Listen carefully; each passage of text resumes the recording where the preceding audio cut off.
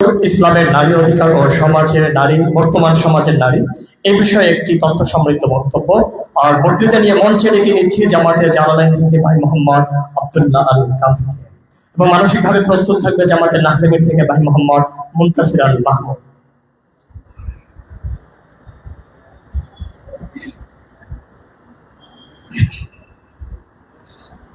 السلام عليكم ورحمة الله وبركاته. إن الحمد لله والصلاة والسلام على من لا نبي بعده، أما بعد فأعوذ بالله من الشيطان الرجيم. بسم الله الرحمن الرحيم. هن لباس لكم وأنتم لباس لهن. وقال النبي صلى الله عليه وسلم: الجنة تحت أقدام الأمهات، أو كما قال عليه الصلاة والسلام.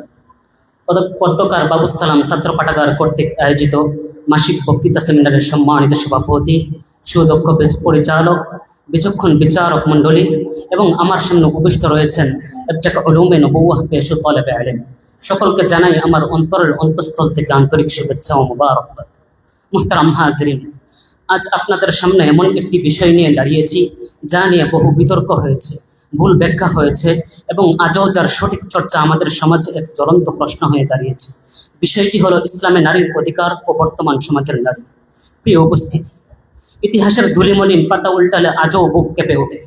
আজ থেকে 1400 বছর পূর্বে যখন আরব উপদ্বীপে নারীকে মানুষ মনে করা হতো না, সে ছিল কেবল আসবাবপত্র, পশুর মতো এক ভোগ্যপূর্ণ। যখন কন্যা সন্তান জন্ম নিলে লোক লজ্জা আর অপমানের ভয়ে তাকে জীবন্ত মাটির নিচে পুঁতে ফেলা হতো, ঠিক এমনই এক নাজুক পরিস্থিতিতে মানবতার মুক্তির বার্তা নিয়ে উদিত হয়েছিল ইসলামের দেদীপ্যমান সূর্য। ইসলাম এসে নারীকে তার প্রাপ্য সম্মান, মর্যাদা ও অধিকারের সর্বোচ্চ আসনে অধিষ্ঠিত করেছে। মুহতারাম হাজরিন, ইসলামে নারীকে বহু মর্যাদা ও অধিকার দেওয়া হয়েছে। সময়ের স্বল্পতার দরুন সেই ইসলামে নারীকেও যে সমস্ত অধিকার দেওয়া হয়েছে, সে অধিকারগুলো থেকে 3টি অধিকার আপনাদের সামনে পেশ করছি।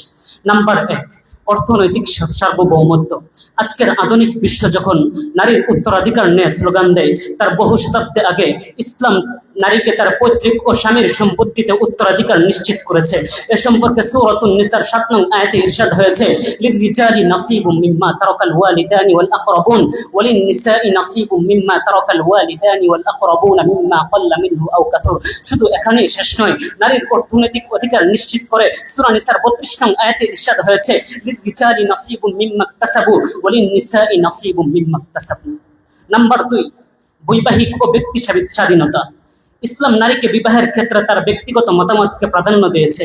এ সম্পর্কে সহিহ বুখারীর 5136 নং হাদিসে এসেছে, রাসূল করিম সাল্লাল্লাহু আলাইহি ওয়াসাল্লাম ইরশাদ করেন: লা তুনকাহুল আইয়িমু হাত্তা তুস্তামার ওয়া লা তুনকাহুল আইয়িমু হাত্তা তুস্তাদান।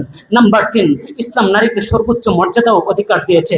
ইসলাম নারীকে সর্বোচ্চ মর্যাদা ও অধিকার যে দিয়েছে, পৃথিবীর অন্য কোনো ধর্ম তা দিতে পারেনি। রাসূল করিম সাল্লাল্লাহু আলাইহি ওয়াসাল্লাম ইরশাদ করেন: আল জান্নাতু তাহতা আকদামিল উম্মাহাত। কিন্তু মুহতারাম হাজরিন, বর্তমান সমাজের নারীদের দিকে তাকালে যা মনে হয়, বর্তমান সমাজের নারীরা তাদের অধিকার নিয়ে স্লোগান তোলে। বর্তমান সমাজের নারীরা অবাধ মেলামেশা ও পর্দার স্বাধীনতা এবং এ জাতীয় আরো বহু উৎপট দাবি নিয়ে প্রতিনিয়ত রাজপথে স্লোগান তুলছেন। কিন্তু আমি তাদেরকে জিজ্ঞেস করতে চাই, আপনাদের এই অবাধ মেলামেশা, পর্দার পোশাকের স্বাধীনতা আপনাদেরকে কি দিয়েছে? দিয়েছে শুধু চরম লাঞ্ছনা ও অপদস্থতা। ভালোভাবে ভেবে দেখুন, বর্তমান যে সমাজ আপনার অধিকার দিয়ে অধিকার নিশ্চিত করতে চায়, সে সমাজকে আপনাকে অধিকার দিতে চায় না, বরং সে সমাজ আপনাকে উলঙ্গ করে উপভোগের পণ্য হিসেবে গড়ে তুলতে চায়। কিন্তু ইসলাম এমন নারী গড়ে তুলতে চায় যিনি হবেন শিক্ষিতা, আদর্শবান, আত্মমর্যাদাবোধ সম্পন্ন এবং আল্লাহ ভীরু। কারণ নারী যদি সুশিক্ষিত হয়, পরিবার আলোকিত হয়, পরিবার আলোকিত হলে সমাজ আলোকিত হয়, আর সমাজ আলোকিত হলে জাতি এগিয়ে যায়। সুতরাং নারীর সম্মান ও অস্তিত্ব রক্ষার প্রশ্ন শুধু নারীর নয়, বরং একটি জাতির অস্তিত্ব রক্ষার প্রশ্ন। আল্লাহ রাব্বুল আলামিন আমাদের সহিহ বুঝদান করুন, আমিন ইয়া রাব্বাল আলামিন।